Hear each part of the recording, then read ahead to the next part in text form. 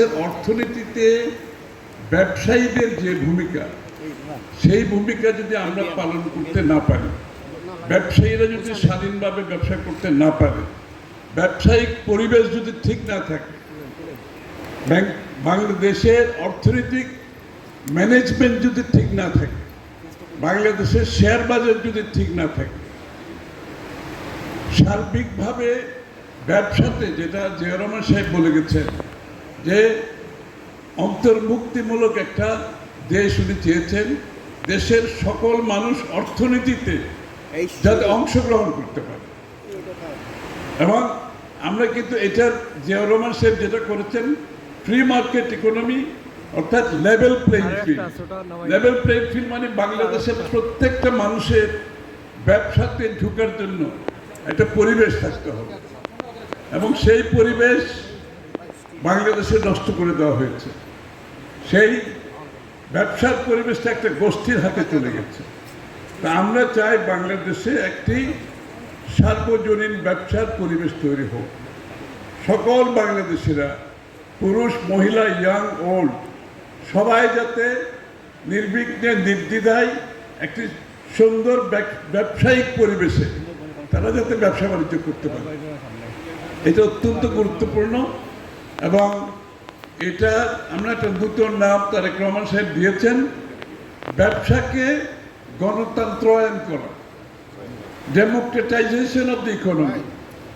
অর্থাৎ আমরা শুধু রাজনীতিকে গণতন্ত্রায়ন করলে তো হবে না, ব্যবসাতে একটা গণতান্ত্রিক অধিকার সকলের থাকতে হবে, নারী পুরুষ সকলের জন্য একটা, সকলের জন্য লেভেল প্লেইং ফিল্ড থাকতে হবে। এবং এই জন্য আগামী দিনের বাংলাদেশ কি হবে, অর্থনৈতিকভাবে বাংলাদেশ কোথায় যাবে, আমাদের লক্ষ্যমাত্রা কি হবে, আমরা বাংলাদেশের যে অর্থনীতি ধ্বংস হয়ে গেছে এটাকে আবার পুনরুদ্ধারের জন্য আগামী দিনে যারা সরকারে আসবে তাদের নীতিমালা কি হবে, তাদের ভূমিকা কি হবে, এই ব্যবসার পরিবেশ ফিরিয়ে আনার জন্য, সকলের কাছে ফ্রেন্ডলি, বিজনেস ফ্রেন্ডলি একটা দেশ করার জন্য, এবং বিদেশি বিনিয়োগ আনার জন্য যে পরিবেশ দরকার, যে পরিবর্তন দরকার, যে সিদ্ধান্তগুলো নেওয়া দরকার, সেটা আমরা কিভাবে দিতে পারি। আপনাদের এখানে আসার উদ্দেশ্য হচ্ছে আপনাদের কথা শুনতে হবে, ব্যবসায়ীদের সমস্যা কি বুঝতে হবে, ব্যবসার সাথে একটা ফ্যাসিলিটেট করা, দেশের পরিবেশ, ব্যবসায়ীদের অবস্থান জেনে শুনে বুঝে নীতিমালা করার সিদ্ধান্ত দেওয়া, যাতে করে সকলের ব্যবসার জন্য, সকলের জন্য ব্যবসার পরিবেশ একটা সুস্থ পরিবেশ থাকে। এই জন্য আমরা সিদ্ধান্ত নিয়েছি আগামী দিনে বড় ধরনের নীতিমালায় পরিবর্তন আনতে হবে। বিজনেস ফ্রেন্ডলি যদি দেশ হয় তাহলে আপনাকে সরকারের নীতিমালায় বড় ধরনের, আমি পরিবর্তনের কথা বলছি না, আমি কিন্তু বড় ধরনের পরিবর্তনের কথা বলছি। বাংলাদেশের ট্রান্সফরমেশনাল চেঞ্জ আনতে হবে, বাংলাদেশের সিরিয়াস ডিরেগুলেশন করতে হবে। বাংলাদেশ কিন্তু একটা ওভার রেগুলেটেড কান্ট্রি, এত রেগুলেশন কেউ কাজ করতে পারছে না এখানে, প্রতিটি জায়গায় বাধা, ব্যুরোক্রেটিক বাধা, নাইলে ব্যাংকের টাকা নাই, নাইলে আপনার সরকারি নীতিমালার বাধা, অথবা ব্যবসার পরিবেশের বাধা। সুতরাং আগামী দিনের বাংলাদেশে আমরা যে পরিবর্তনের কথা বলছি, আমূল পরিবর্তন, ছোটখাটো কোনো পরিবর্তন না, আমূল পরিবর্তন। এবং এই পরিবর্তনের মাধ্যমে আমরা দেশকে এগিয়ে নিয়ে যেতে হলে ব্যবসায়ীরা যদি কাজ করতে না পারে, অর্থনীতি যদি ফাংশন না করে, ইন্ডাস্ট্রি যদি কাজ করতে না পারে, তাইলে তো কেউ পাবে না। শ্রমিকেরও কোনো অবস্থান থাকবে না, আপনার রপ্তানিরও কোনো অবস্থান থাকবে না, মার্কেটে যে চাহিদা, সেই চাহিদা মিটার জন্য কেউ থাকবে না। এটা ব্যবসায়ীরা একমাত্র যারা এটা মিটাতে পারে। বিএনপির পলিসি হচ্ছে private sector led growth, Ziaur Rahman সাহেব বলে গেছেন। অর্থাৎ আমাদের ব্যবসায়ীদের মাধ্যমে গ্রোথ কিন্তু কোনোদিন সরকার আনে না। এই যে আমরা যে প্রবৃদ্ধির বড় বড় গল্প করি, আমরা প্রবৃদ্ধি আনতে হলে ব্যবসায়ীদের সরাসরি ভূমিকা থাকতে হবে, অংশগ্রহণমূলক ভূমিকা থাকতে হবে। আর দেশের সাধারণ মানুষের এই অর্থনীতিতে অংশগ্রহণ করার জন্য দেশের সাধারণ মানুষকে আপনাকে সম্পৃক্ত করতে হবে। শ্রমিক, কৃষক, ব্যবসায়ী প্রত্যেকের সমানভাবে অংশীদার হতে হবে বাংলাদেশের আগামী দিনের উন্নয়নের পথে। এই জন্য আমাদের যে দলটি বাংলাদেশে মুক্তবাজার অর্থনীতি প্রবর্তন করেছে, যে দলটি বাংলাদেশে সব অর্থনৈতিক সংস্কার যে দলটি করেছে, যে দলটি বাংলাদেশের অর্থনৈতিক উন্নয়ন, সামাজিক উন্নয়ন, বিদেশি বিনিয়োগ, কৃষকের, শ্রমিকের স্বার্থ সংরক্ষণ করে বাংলাদেশকে অর্থনৈতিকভাবে একটা জায়গায় নিয়ে গেছে। গত 15 বছরে সেটা আবার ধ্বংস করা হয়েছে। আপনাদের মনে থাকার কথা, আমরা যখন শেষ বয় ক্ষমতা ছাড়ি বিএনপি 2007-এর দিকে, 7-8 দিকে, বাংলাদেশের প্রবৃদ্ধি ছিল 7.06। এই প্রবৃদ্ধি কিন্তু এখনো বাংলাদেশে অর্জন হয়নি, এটা অনেকে হয়তো ভুলে গেছে। 7.06 প্রবৃদ্ধি ছিল আমরা যখন সরকার থেকে চলে যাই, এবং যেই ধারা আমরা স্থাপন করেছিলাম ওই ধারা যদি যদি এভাবে চলতে থাকতো, বাংলাদেশ আজকে 10% প্রবৃদ্ধিতে থাকতো, 10% ডাবল ডিজিট গ্রোথে থাকতো। কিন্তু সেটা গত 17 বছরে ধ্বংস করে দেওয়া হয়েছে। বাংলাদেশের মানুষের যে উৎপাদনশীলতা, সৃজনশীলতা অর্থনীতিকে নিয়ে, সেটাকে ধ্বংস করে দেওয়া হয়েছে। সেটাকে আবার পুনরুদ্ধার করতে হবে। অর্থনীতিকে পুনরুদ্ধার করতে হলে ব্যবসায়ীদের ভূমিকা সবচেয়ে বেশি। এই জন্য আমরা এখানে আসছি আপনাদের কথা শুনতে, মতামত শুনতে। এই অঞ্চলের সমস্যা কি, এই অঞ্চলের অর্থনৈতিক সমস্যা কি, ব্যবসায়িক সমস্যা কি, এই অঞ্চলের অবকাঠামোগত সমস্যা কি, সিলেটের যে সম্ভাবনা আছে এই সম্ভাবনাকে আমরা কতটুকু কাজে লাগাতে পেরেছি, আপনারা কতটুকু কাজে লাগাতে পেরেছেন, এই কথাগুলো আপনাদের থেকে আমরা শুনতে এসেছি। এবং আপনাদের থেকে শুনে আমরা নীতিমালায় এগুলোকে কিভাবে নিয়ে আসব। তারেক রহমান সাহেবের যে স্বপ্ন, সেটা হচ্ছে বাংলাদেশকে আবার বিশ্বের সামনে মাথা তুলে দাঁড়াতে হবে। প্রথমে অর্থনৈতিকভাবে, আপনার অর্থনৈতিক সমৃদ্ধি না থাকলে বাকি কিছু হবে না। আপনার নিরাপত্তাও শক্তিশালী হবে না, আপনার সমাজ শক্তিশালী হবে না, আপনার রাজনৈতিক অবস্থানও শক্তিশালী হবে না। সুতরাং অর্থনীতি হচ্ছে সব কিছুর মূলে। আমরা অর্থনীতির উপর অনেক বড় জোর দিচ্ছি। আমরা আমাদের কাজ শুরু করে দিয়েছি।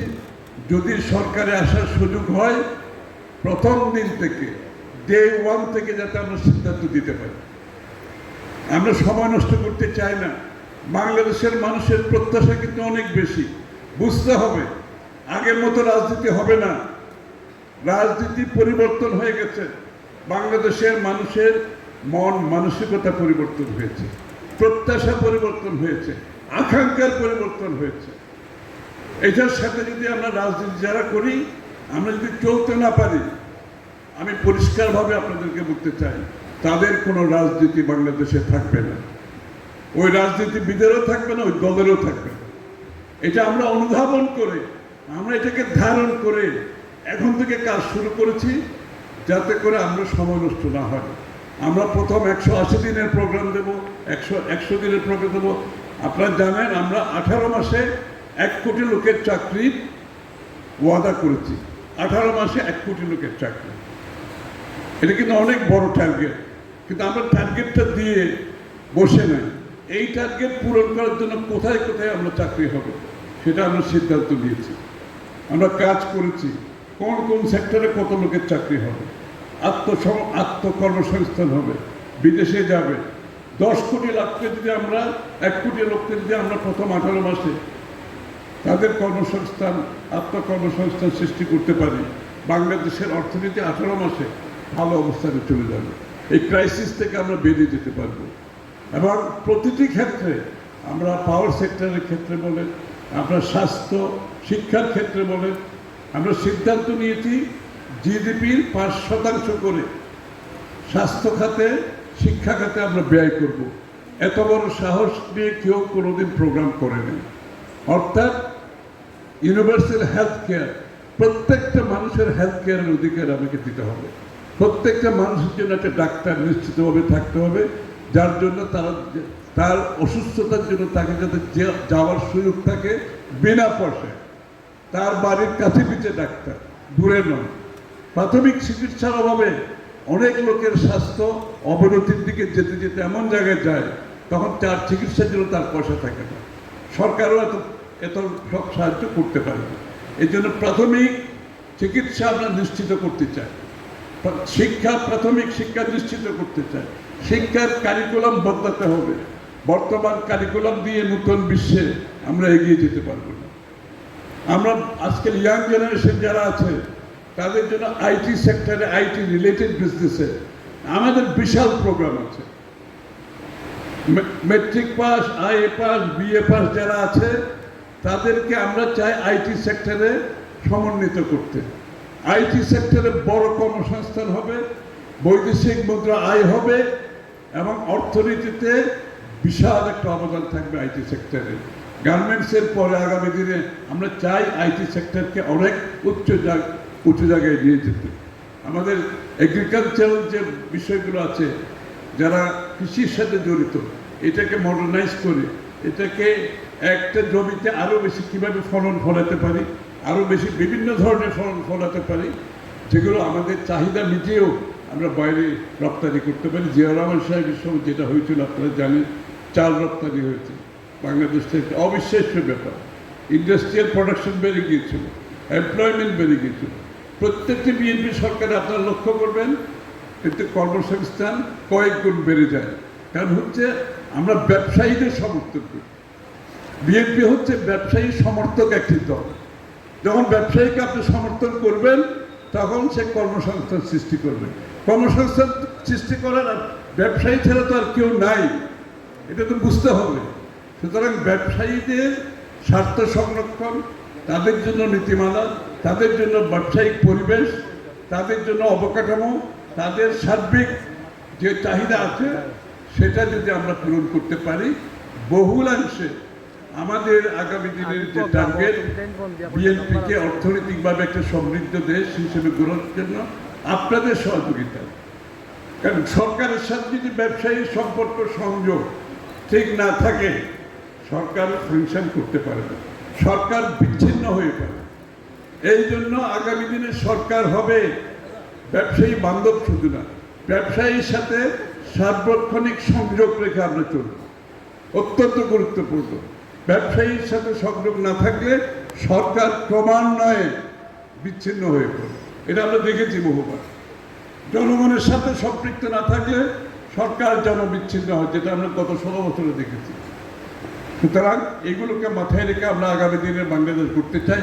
আমি পরবর্তীতে ফিরে আসবো, আপনাদের অনেকের কথা শুনতে আসছি, আপনাদের কথা শুনে আমি পরবর্তীতে আবার একটু রেসপন্স দেব সমাপনীভাবে, এবং আপনাদের সকলের সহযোগিতা চাচ্ছি, মতামত চাচ্ছি, এবং আগামী দিনের বাংলাদেশে একটি গণতান্ত্রিক বাংলাদেশ আমরা করতে চাই। একটি বাংলাদেশ যেখানে মানবিক কোনো অধিকার থেকে কেউ বঞ্চিত না হয়, কেউ যাতে আইনের শাসন থেকে বঞ্চিত না হয়, কেউ যাতে কোনো রাজনৈতিক কর্মকাণ্ডের শিকার না হয়।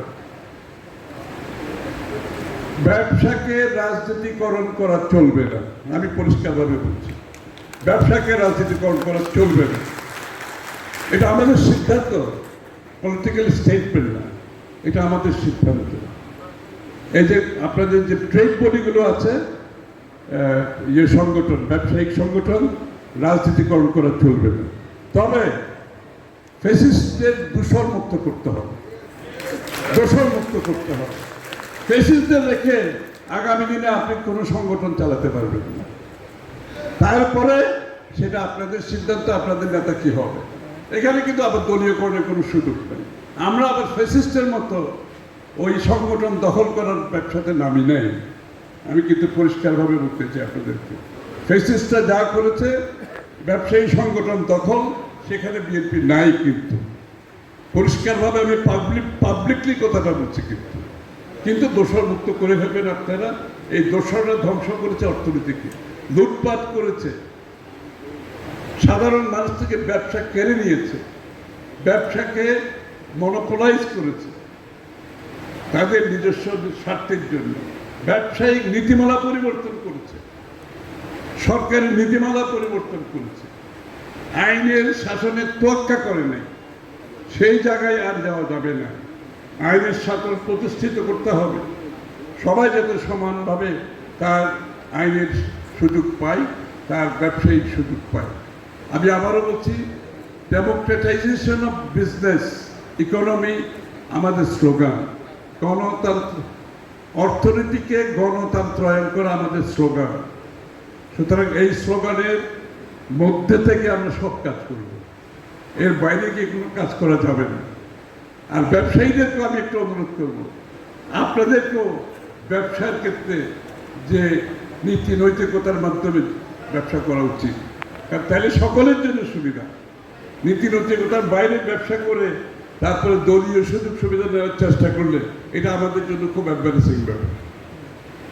ব্যবসায়ীরা যদি নীতি নৈতিকতার মধ্যে থাকে, নীতিমালা দিয়ে আমরা সব সমর্থন দেব, পরিবেশগত সব সমর্থন দেব, যত ধরনের সমর্থন দরকার সব দেওয়া হবে। কিন্তু ব্যবসায়ীদেরও আমার মনে হয় একটু নীতি নৈতিকতার, ইউনিভার্সাল গুড প্র্যাকটিসেস যেগুলো বলে বিশ্বে, যেগুলো তারা হলে তো আমরা আগাইতে পারবো।